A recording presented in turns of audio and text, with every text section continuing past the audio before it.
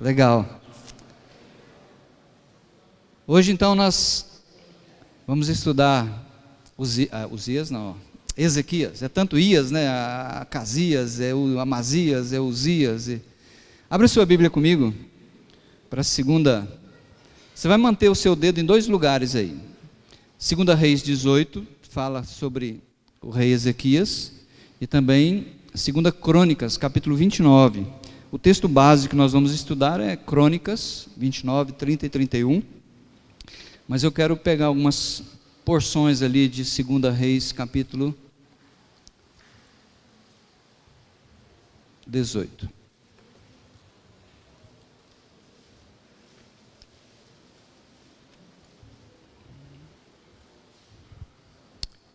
Ok? Abriram suas Bíblias?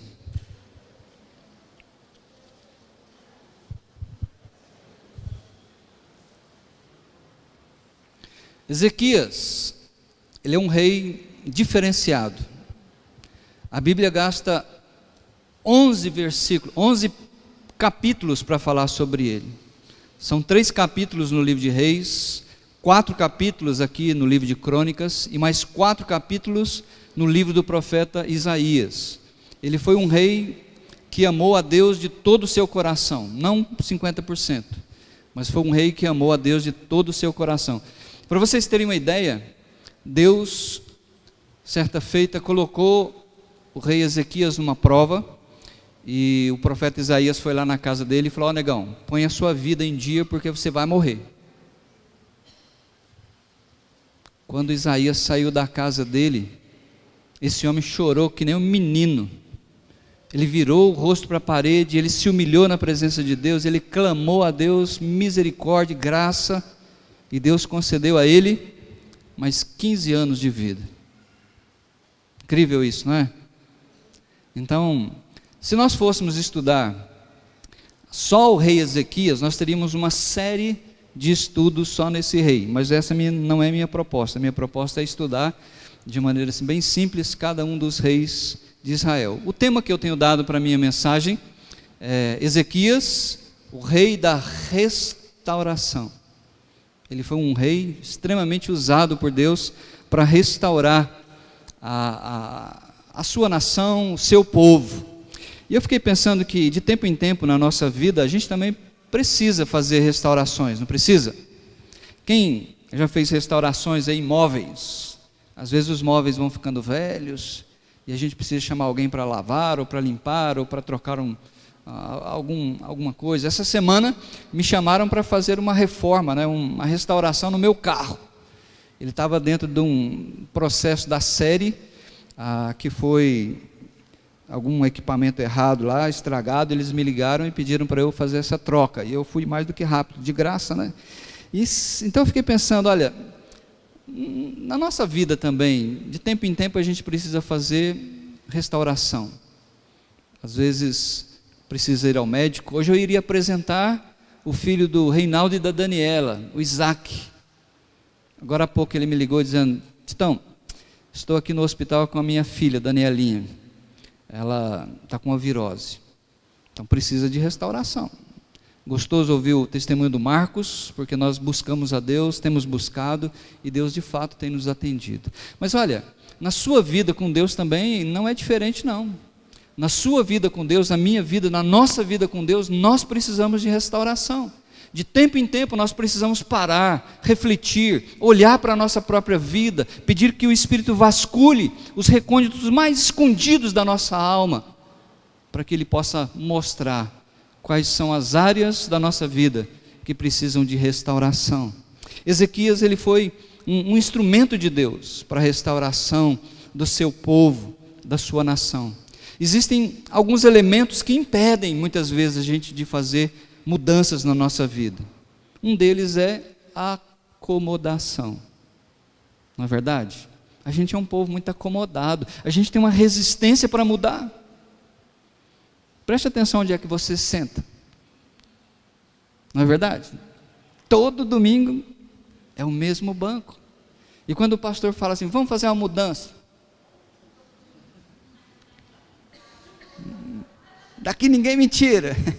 Então nós temos resistência para mudanças. Acomodação é um dos elementos que impedem isso. Um outro elemento são as emoções. A gente tem medo de mudar, não tem? A gente tem um medo de fazer mudanças na nossa vida. O que os outros vão achar? E se não der certo? E se der errado? Então as emoções muitas vezes nos travam, impedem a gente de fazer restaurações e mudanças. Um outro elemento são os nossos hábitos. Nós acostumamos. Como eu brinquei com vocês, eu tenho o meu banco predileto. O pai da psicanálise, o Freud, ele disse que a mudança ocorre apenas quando a dor do viver torna-se maior que a dor do mudar. Interessante, não é? Ele está dizendo, olha, nós resistimos tanto a mudanças, que a gente só muda em últimas circunstâncias mesmo. Então, meus queridos, Ezequias, eu acho interessante que ele foi filho de quem? Acás. Aquele rei perverso que nós estudamos na semana passada, que chegou a ponto de queimar os seus filhos em sacrifício a um deus chamado Moloque. Mas Ezequias foi diferente. Eu acho incrível isso, tem uma lição muito especial para nós na vida de Ezequias, só nessa primeira parte. Porque muitas vezes nós, como eu já ensinei isso, a gente está cheio de trauma. Trauma porque meu pai me criou assim, o meu pai fez isso, a minha mãe fez aquilo, eu sou um homem traumatizado. Gente, vamos parar com mimimi, ué. O que é isso? Nós somos criados em Cristo Jesus. Nós somos uma nova criatura. O sangue de Jesus nos perdoou de todo. Então nós precisamos olhar para frente. O Senhor Jesus falou isso. Erguei os vossos olhos. Ele está dizendo, olha, aproveite as oportunidades que Deus tem dado. Em vez de você ficar ensimesmado ou olhando para trás e se lamentando, porque não esquece dessas coisas. Ezequias não importou com quem era o seu pai, se ele era idólatra, se ele tinha fechado o templo de Deus, se ele tinha proibido cultuar o Deus verdadeiro, se ele tinha corrido atrás de imagens para adorar. Ezequias não foi influenciado pelo seu pai, mas ele buscou a Deus de todo o seu coração, e ele fez uma tremenda diferença na vida do seu povo, na vida da sua nação. Por isso, hoje à noite eu quero ensinar para vocês essa importância da restauração. Olha aquela foto lá que interessante. A Sebastiana outra vez, um tempo atrás, ela pegou uma foto dos nossos pais, e nós já não os temos. Eu nem conheci o meu pai, eu era muito pequeno quando ele faleceu, mas ela fez uma foto juntando meu pai com a minha mãe, e eu tenho isso lá na minha estante, como recordação, restauração. Por isso hoje à noite eu quero falar para vocês que a restauração da vida com Deus resulta, vamos falar comigo? A restauração da vida com Deus resulta em um maravilhoso avivamento espiritual. Nós queremos avivamento, mas preste bem atenção, avivamento verdadeiro, avivamento espiritual, não tem nada com falar em língua, cair no chão, gritar, estrebuchar, não tem nada disso. O avivamento verdadeiro que a Bíblia nos apresenta é totalmente diferente disso. É a tranquilidade de um coração que quer ver Deus agindo na sua vida. E como fruto, e como resultado, como efeito disso, então você vai ver mudanças significativas na sua vida. Então esta é a minha proposta para a igreja hoje. Eu desejo que a igreja busque e deseje restauração da vida com Deus. Se nós olharmos para trás, estudando os reis, nós vamos ver que o templo de Deus foi fechado.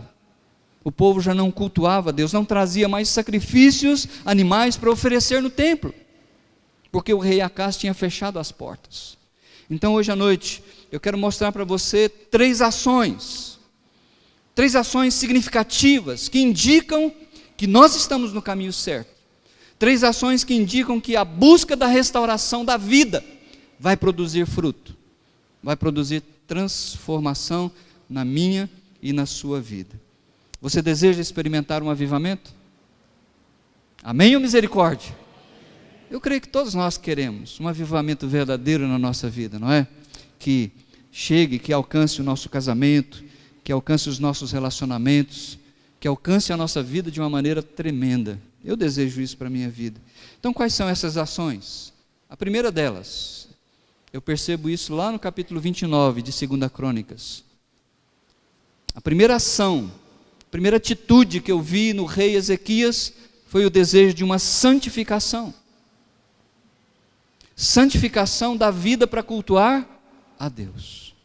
Se vocês se lembram da semana passada, nós estudamos o rei Acaz, lemos o profeta Isaías, que era o pastor dele, e o pastor Isaías trouxe muitas mensagens para Acaz, que fechou seus ouvidos, fez de cego, de surdo, e Deus então diz assim para aquele povo: para de vir me cultuar, para de vir, não aguento mais essas reuniões de vocês. Quando vocês oram para mim, eu fecho os meus ouvidos. Quando vocês levantam suas mãos, eu fecho os meus olhos. Por quê? E Deus então chama a nação de Israel para uma santificação. Lembram disso? Venham, diz o Senhor, vamos conversar. Ainda que os seus pecados sejam vermelhos como carmesim, eu vou purificar vocês. Se vocês me ouvirem, vocês vão comer o melhor dessa terra. Eu creio que Ezequias deve ter ouvido essas mensagens do pastor Isaías, e ele foi guardando aquelas mensagens no coração e dizendo: Deus, quando eu me assentar nesse trono, eu vou restaurar esse reino para a tua glória. E é isso que ele está fazendo. Olha comigo, capítulo 29. Ezequias tinha 25 anos de idade quando começou a reinar. Reinou 29 anos em Jerusalém. O nome de sua mãe era Abia, filha de Zacarias. Esta palavra de Deus acerca do rei Ezequias. Vamos ler comigo? Versículo 2. Ele fez o que o Senhor aprova, tal como tinha feito Davi, seu predecessor. O escritor de Crônicas faz um elogio, uma avaliação, colocando Ezequias no mesmo patamar de Davi. Que tremendo isso.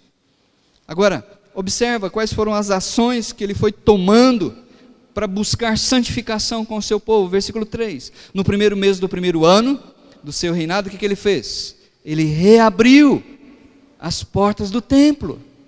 Lembra que o pai dele tinha fechado e consertou as portas, convocou os sacerdotes e os levitas, porque ele entendeu que quem tinha realmente a responsabilidade de cuidar do culto, de cuidar do louvor, eram os sacerdotes, os filhos de Arão, os levitas.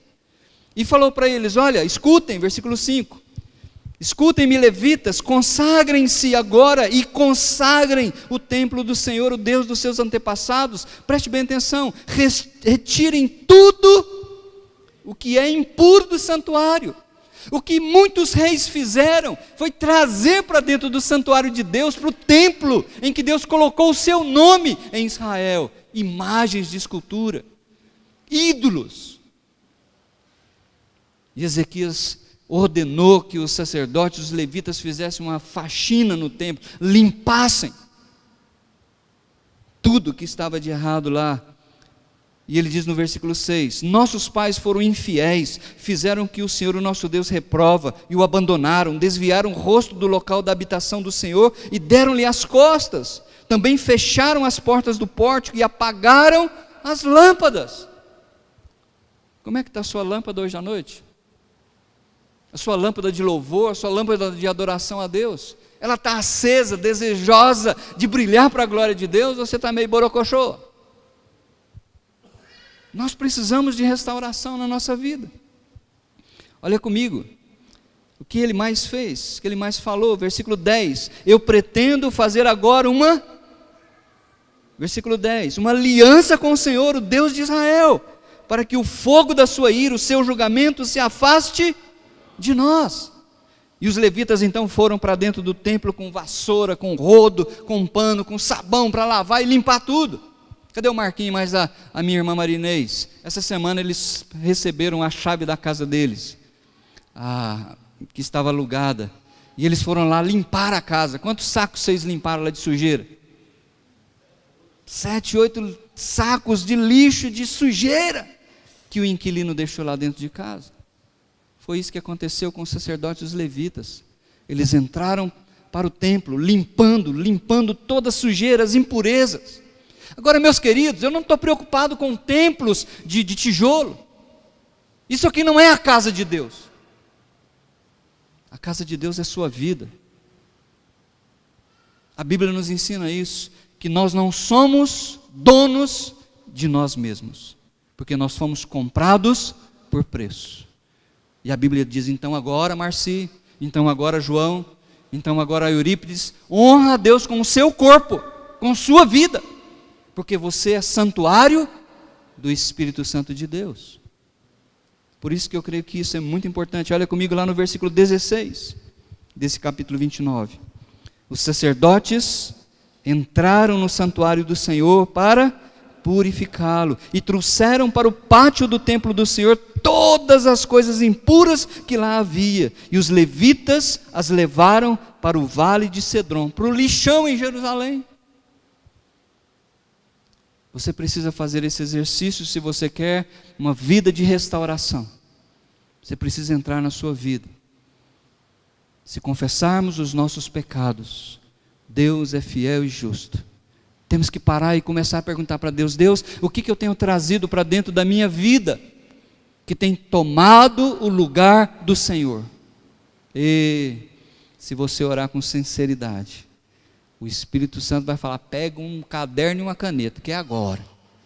E Ele vai mostrar para você o que precisa ser tirado, que tem ocupado muitas vezes o lugar do nosso Deus.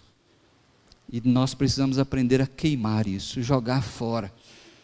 Porque uma ação que indica busca de restauração é santificação da vida, para que nós possamos cultuar a Deus em espírito e em verdade. E a faxina continua de tal maneira que vai chegando lá no versículo 35, olha comigo. Desculpa, 35 não, lá no 29. Então, o rei e todos os presentes ajoelharam-se e o adoraram.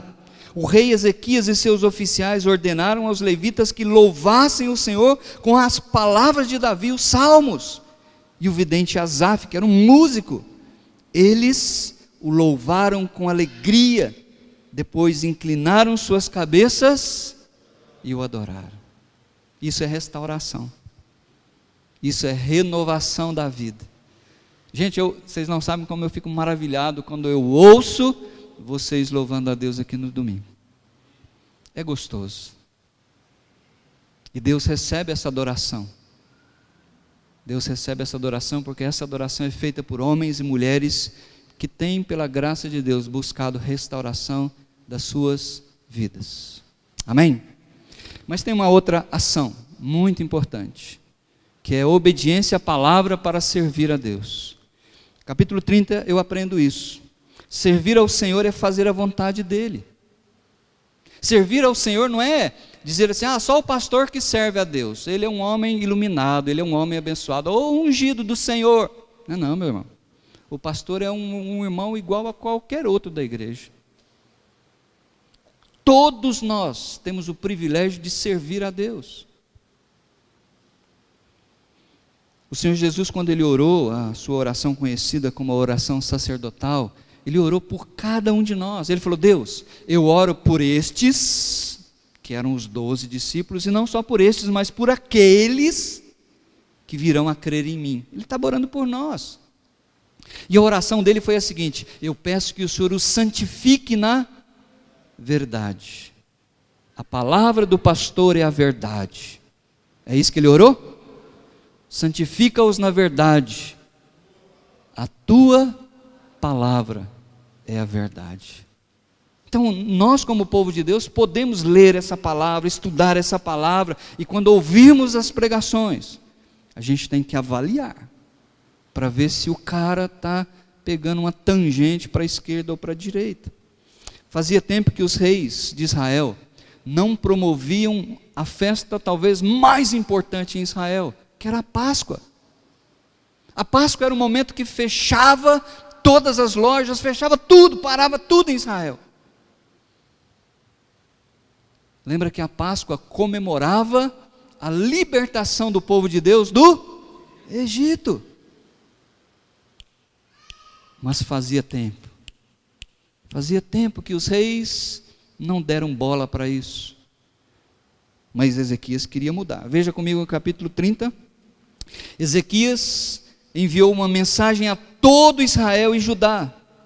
E também escreveu cartas a Efraim, a Manassés, convidando-os para virem ao templo do Senhor em Jerusalém e celebrarem a Páscoa do Senhor, o Deus de Israel. Pula lá para o versículo 4 comigo. A ideia pareceu boa, tanto ao rei quanto a toda a assembleia. Então decidiram fazer uma proclamação em todo Israel, desde Berseba até Dan, do norte ao sul, convocando o povo a Jerusalém para celebrar a Páscoa do Senhor, o Deus de Israel, pois muitos não a celebravam, segundo o que estava escrito. Quando nós queremos restauração, uma das ações é querer fazer a vontade de Deus, aquilo que está escrito. E é isso que Ezequias queria fazer. Ele queria celebrar a Páscoa, não meia boca. Ele queria celebrar a Páscoa como Deus havia ordenado para Moisés lá no Êxodo capítulo 12. Então ele fez uma convocação maravilhosa. Veja o versículo 13 comigo. Uma imensa, deixa-me ler só o versículo 6, para pegar a ideia aqui. Por ordem do rei, mensageiros percorreram Israel e Judá. Lembra que a semana passada nós aprendemos que o rei da Síria invadiu o reino do norte, destruiu Samaria e levou cativo o reino do norte. Lembram isso? Mas ficaram alguns gatos pingados que conseguiram esconder e estavam lá agora ao Deus dará, como nós dizemos. Mas o rei Ezequias fez questão de chamar todo esse povo para vir para Judá, para Jerusalém, para celebrar. Olha o que ele fala: israelitas, voltem para o Senhor, o Deus de Abraão, de Isaque e de Israel, para que ele se volte para vocês que restaram e escaparam das mãos dos reis da Síria. E ele fala: olha, não sejam obstinados de coração, não endureça cerviz, venham para cultuar a Deus, venham para obedecê-lo, para servi-lo. Versículo 13, uma imensa multidão reuniu-se em Jerusalém no segundo mês para celebrar a festa dos pães sem fermento. Interessante. A Páscoa deveria ser celebrada no primeiro mês. Mas lembra, a coisa já estava tão destroçada há tanto tempo, os sacerdotes não estavam purificados para oferecer a Páscoa. Então o rei combinou com a liderança, e Deus aprovou isso, que eles iriam fazer a Páscoa não no primeiro mês, mas no segundo mês do ano. E aí então, uma imensa multidão se reuniu. Versículo 15, o que eles fizeram? Abateram o cordeiro da Páscoa. O cordeiro é o centro da Páscoa. Por que o cordeiro é o centro da Páscoa? Deus disse que toda família, no 10º dia do primeiro mês, aqui foi uma exceção, a família deveria separar, e lá no fundo da horta pegar um cordeiro de 1 ano, macho, sem defeito, porque era uma figura, um símbolo do Cordeiro de Deus, o Senhor Jesus. Eu tento imaginar aqueles menininhos: pai, por que o Senhor separou essa ovelhinha do rebanho? A ovelhinha está aqui em casa. Pai, a oportunidade do papai ensinar para o filho: meu filho, há muitos e muitos anos, nosso povo estava escravizado no Egito, e Deus iria ferir todos os primogênitos. Você é o meu primogênito, é o meu filho mais velho, meu filhão. E Deus poupou pela sua graça todos os primogênitos do nosso povo. Eles sacrificaram o cordeiro no lugar. Ele é o substituto. E nós pegamos o sangue e colocamos nas ombreiras da porta. Quando o anjo do Senhor, isso significa Páscoa, é passagem. Quando o anjo do Senhor passou para exterminar os nossos filhos mais velhos, na casa onde ele viu o sangue, ele passou por cima. Que tremenda oportunidade que nós temos para ensinar para os nossos filhos, não é mesmo? Sebastiana nos desafiou nesse sentido. Semana passada eu falei sobre isso. Seu filho precisa mais de Jesus do que de telefone novo. O materialismo tem consumido o coração dos nossos filhos. Eles acham que eles têm direito. É por isso que está acontecendo o que está acontecendo com esses adolescentes. A Organização Mundial de Saúde já está alarmada com o número de suicídios dessa geração mimimi, que não pode ser contrariada, que não pode dizer não, que tem que ser tudo do jeito que eles querem.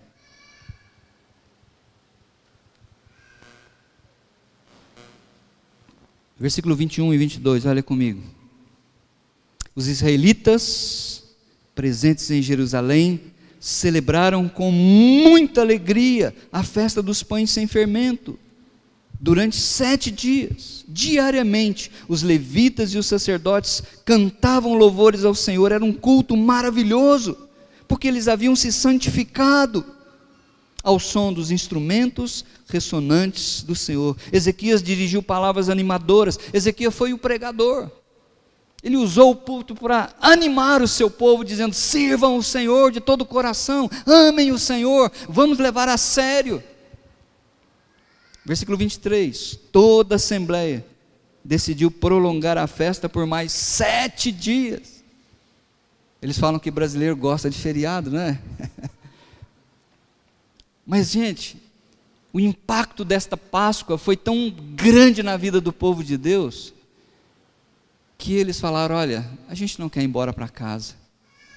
Lembra de Pedro e João, quando eles subiram no monte com Jesus, que ele foi transfigurado na presença deles, e eles viram Elias e Moisés conversando com Jesus. Pedro falou assim: vamos embora para casa não, Jesus, vamos fazer 3 tendas aqui, vamos ficar aqui que o trem está bom demais.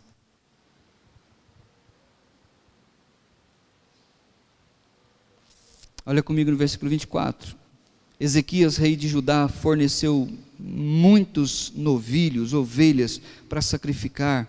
Versículo 25, toda a assembleia de Judá se regozijava com os sacerdotes, com os levitas. Versículo 26, ouve, pois desde os dias de Salomão, filho de Davi, rei de Israel, não havia acontecido algo assim na cidade. Foi um tremendo barato aquele culto, porque isso é avivamento. Isso é avivamento espiritual. É o desejo das pessoas cultuarem a Deus, estarem na presença de Deus e quererem louvá-lo de todo o coração. Isso acontece quando nós tomamos essas ações de limpar a nossa vida, santificação. Isso acontece quando nós tomamos essa ação de obediência à palavra de Deus. Tornai-vos, pois, praticantes, obedientes da palavra e não meramente ouvintes. A terceira e última ação é contribuição generosa para manter a obra. Nós não somos uma igreja que coloca peso sobre a vida dos seus membros para contribuição. Nós acreditamos que contribuição é algo voluntário, é algo do coração, não pode ser imposição. Mas quando há o desejo no coração do povo de Deus, de uma restauração da vida, esta área da nossa vida vai ser tocada também. Nós vamos entender o porquê ganhamos dinheiro. Não é para ganhar casa nova somente, para comprar carro novo, para ter vida boa. Gente, essas coisas vão ficar aqui.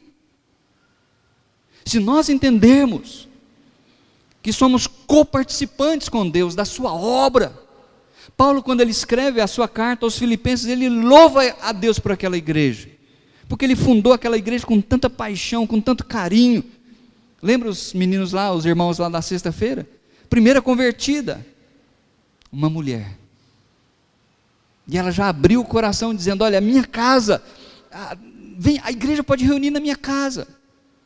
Depois uma jovem que era endemoniada, foi liberta. Depois um carcereiro foi salvo. Então Paulo tinha uma afinidade muito grande com essa igreja, e essa igreja tinha um coração aberto para a obra missionária. quando ele escreve a sua carta, ele diz assim para a igreja: ó Filipenses, eu quero que vocês saibam que nenhuma receber, senão unicamente vocês. Que privilégio, não é? Uma igreja poder ouvir isso. Nós temos contribuído com missões, isso tem me alegrado muito. Temos contribuído com Carlos Schultz, Juliandra e sua família que estão lá na Romênia. Temos contribuído com o Enzo e a Célia, um casal de missionários que trabalham com indígenas no Pará. Temos contribuído, é pouco, mas temos contribuído também com o Daniel, é um aluno que está na Palavra da Vida lá no Pará, em Benevides. E eu creio que essa igreja tem sido abençoada por causa disso. Porque é uma igreja que os seus membros são fiéis no tocante a dar e receber. Mas podemos melhorar cada vez mais, porque o que nós queremos é avivamento na nossa vida. Olha o capítulo 31, versículo 1. Quando a festa acabou, os israelitas saíram pelas cidades de Judá e fizeram o quê? Despedaçaram as pedras sagradas, derrubaram os postes sagrados, eles destruíram os altares idólatras em todo Judá, em Benjamim, Efraim, Manassés. Depois de destruírem tudo, toda a idolatria, voltaram para suas cidades, cada um para a sua propriedade. Isso é avivamento. É quando nós olhamos para a nossa vida e despedaçamos, destruímos aquilo que é pecado, aquilo que não agrada a Deus. É quando nós olhamos para o nosso viver e reconhecemos que não temos dado a Deus o lugar que é devido para Ele. Quando a gente canta, olha, levantamos as nossas mãos. Eu gosto muito de lembrar quando eu era menino, lá em Barbacena, que eu gostava demais de filme de cowboy. Quando o cowboy sacava primeiro assim e dizia, mãos ao alto, o que a pessoa fazia? O que indicava isso? Estou rendido, estou plenamente rendido à sua vontade, faça de mim o que você quiser. É isso que nós fazemos quando levantamos a mão. Dizemos para Deus, Senhor, estou aqui rendido, totalmente submisso para fazer a tua vontade. Quando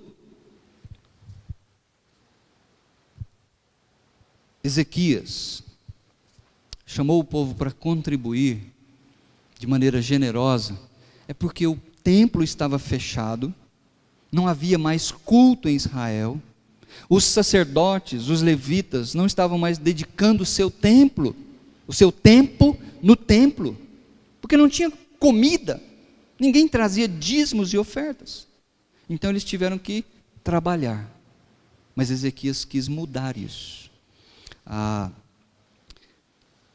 Vai comigo algumas páginas para trás aí, capítulo 28, versículo 24, acho que 2 páginas dá para você chegar lá comigo, 28, 24,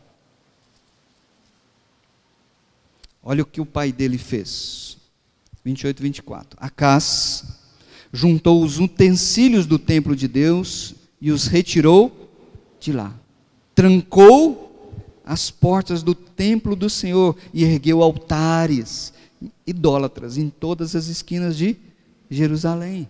Então o povo não tinha instrução nem motivação para vir ao culto, para trazer ofertas, para sacrificar a Deus. Olha comigo no 29, 4.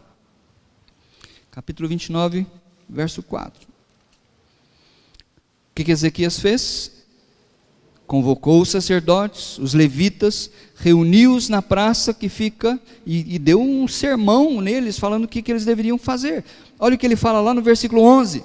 Meus filhos, não sejam negligentes agora, pois o Senhor os escolheu para estarem diante dele e o servirem, para ministrarem perante ele e queimarem incenso. Então ele abre as portas, capítulo 31, versículo 2. Ezequias designou os sacerdotes e os levitas por turnos, cada um de acordo com os seus deveres, para apresentarem holocaustos e sacrifícios de comunhão, ministrarem, darem graças e cantarem louvores junto às portas da habitação do Senhor. O próprio rei, versículo 3, contribuiu com seus bens pessoais. E, versículo 5, assim que se divulgou essa ordem, porque o rei convocou todo o povo para trazer ofertas. Assim que se divulgou essa ordem, os israelitas deram com generosidade o melhor do trigo, do vinho, do óleo, do mel, de tudo o que os campos produziam. Trouxeram o dízimo de tudo. Era uma grande quantidade. Versículo 9.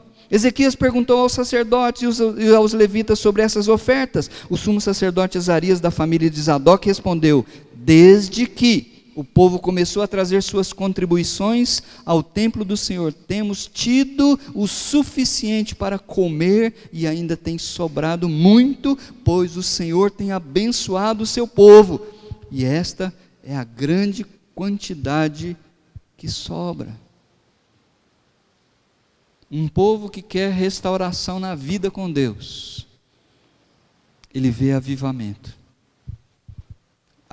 verdadeiro, avivamento de santidade de vida, avivamento de obediência, avivamento de colocar Deus em primeiro lugar na sua vida. E isso reflete nas nossas contribuições. Versículo 20 e 21 diz assim, do 32, pula para lá comigo. Desculpa, 32 não, nós estamos no 31. 20 e 21 do 31.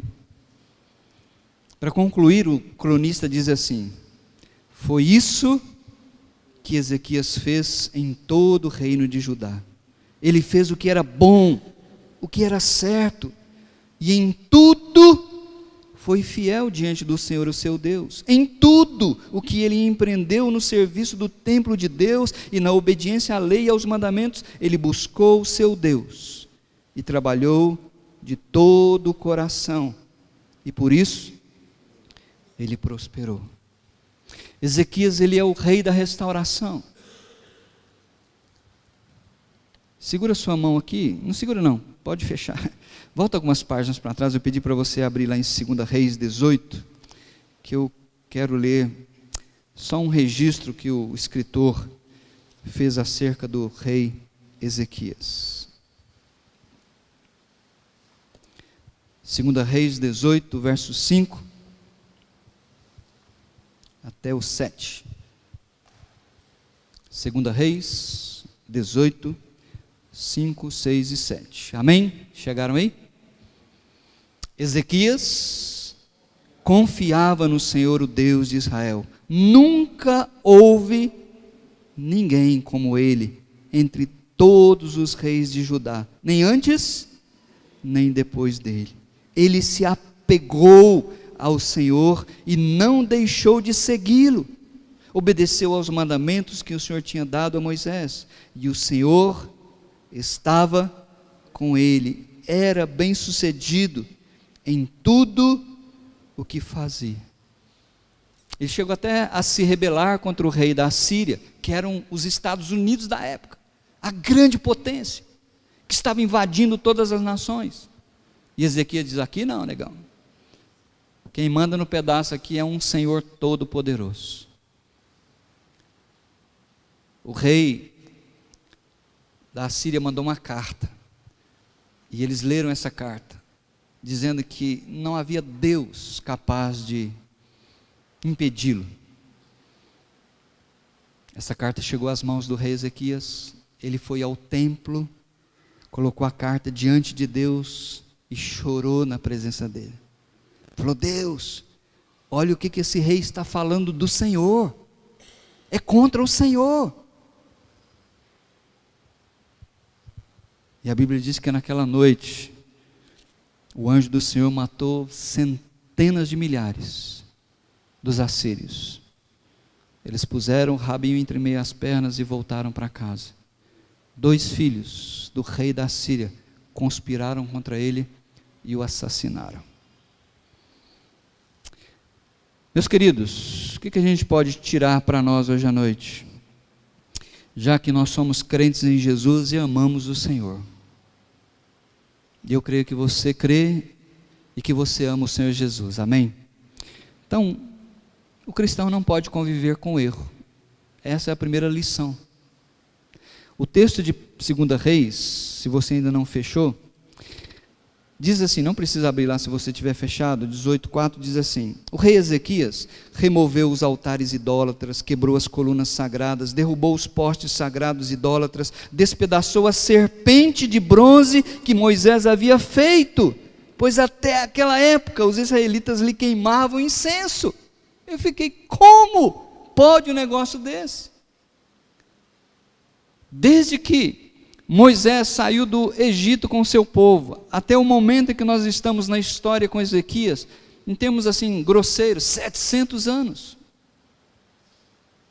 Durante 700 anos, o povo de Deus guardou aquela serpente que Deus mandou erigir no centro do arraial, porque as serpentes começaram a picar os israelitas por causa da desobediência. E como uma figura da salvação de Jesus Cristo, Moisés construiu por ordem de Deus esta serpente, e Deus diz: quem olhar para a serpente vai ser curado. Era um símbolo, se tornou num objeto de adoração. Por isso, cuidado quando você está fazendo certas coisas e você diz assim: tem nada a ver. Cuidado. Tem nada a ver. Isso não interfere na minha vida com Deus. E vai fazendo concessões. E vai fazendo concessões. Por que vocês estão carregando essa serpente aí, gente? Tem nada a ver. E ela se tornou objeto de desgraça na vida do povo de Deus. O cristão que deseja a restauração da sua vida com Deus, ele não pode conviver com o erro. Ele não pode conviver com o pecado. Ele precisa buscar em Cristo Jesus, pelo poder do Espírito, santificação da sua vida. Segundo lugar, a santificação é imperativo. O que significa isso? Que quando a Bíblia fala da santificação, ela não está te dando, não está me dando, não está nos dando uma opção. É ordem. 1 Tessalonicenses fala: esta é a vontade de Deus, a sua santificação, que você se abstenha da imoralidade, das coisas erradas. Pedro diz assim: gente, nós temos um Deus santo, sejam santos, como Ele é santo. 1 João diz assim: Deus é luz, não há trevas nele. Aquele que diz que anda com Deus, mas vive nas trevas, é mentiroso. O crente que não convive com o pecado, ele obedece a Deus, ele quer uma vida de santificação. O cristão deve querer o avivamento, ele deve querer, mas o verdadeiro avivamento, que vem como resultado de uma vida de restauração com Deus. Eu quero esse avivamento. Eu desejo esse avivamento para a minha vida. Quero ler só mais 2 versículos com vocês, nós paramos por aqui. Abre sua Bíblia de novo para 2 Crônicas, lá no 29.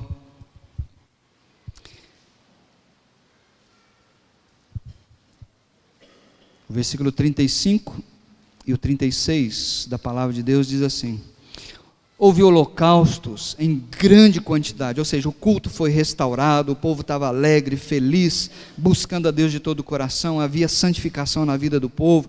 Houve holocaustos em grande quantidade, oferecidos com a gordura das ofertas de comunhão e com as ofertas derramadas que acompanhavam esses holocaustos. Assim, foi restabelecido o culto no templo do Senhor. Ezequias e todo o povo regozijavam-se com o que Deus havia feito por seu povo, e tudo em tão pouco tempo. Como é bom a gente saber que Deus está do nosso lado, e como Ele tem feito grandes coisas por nós. A Páscoa não é uma festa que nós guardamos, ou que nós praticamos. Sabia disso? A Páscoa não é uma festa cristã. A festa cristã é outra. A Páscoa é uma festa judaica. Você sabia disso ou não? Talvez algumas pessoas ficam preocupadas: mas pastor, a gente não vai ter Páscoa na igreja não? Não, tem não. Uai! Páscoa não é uma festa cristã. A Páscoa se cumpriu. ela se cumpriu em Cristo. Aqueles cordeiros que eram sacrificados ano após ano, apontavam para o futuro, dizendo: um dia Deus vai dar uma solução definitiva para os nossos problemas. Quando a solução apareceu aqui, João Batista disse: eis o Cordeiro de Deus que tira o pecado do mundo. A Páscoa era a libertação da escravidão do Egito, de Faraó. O sangue do Cordeiro foi derramado, era livramento dos primogênitos.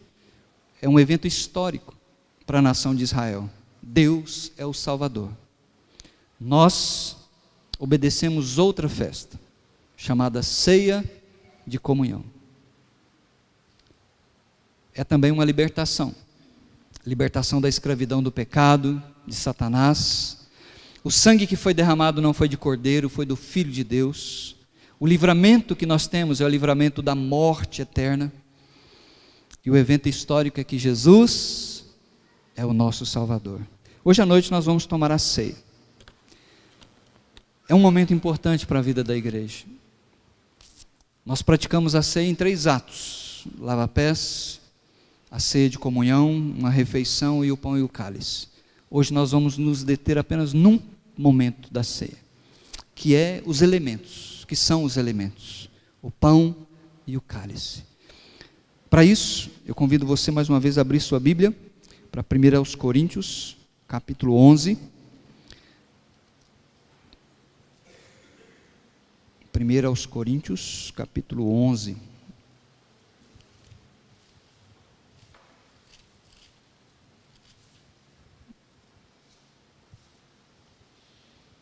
A partir do versículo 23.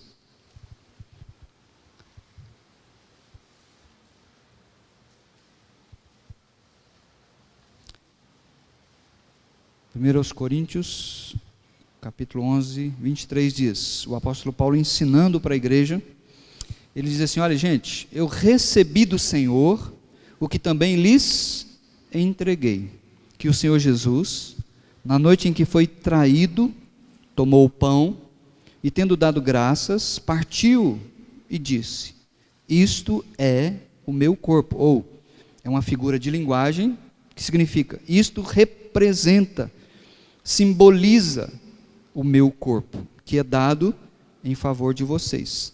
Façam isto em memória de mim. Da mesma forma, depois da ceia, ele tomou o cálice e disse: este cálice é a nova aliança. A velha aliança que foi feita lá no deserto, foi feita com sangue de animais. Agora é uma nova aliança no meu sangue.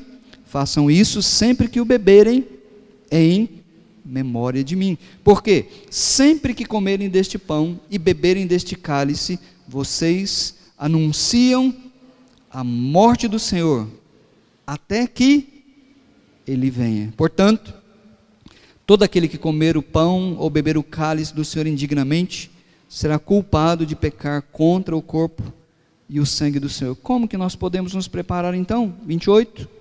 Examine-se cada um a si mesmo, e então coma do pão e beba do cálice. Abaixa a sua cabeça por alguns instantes.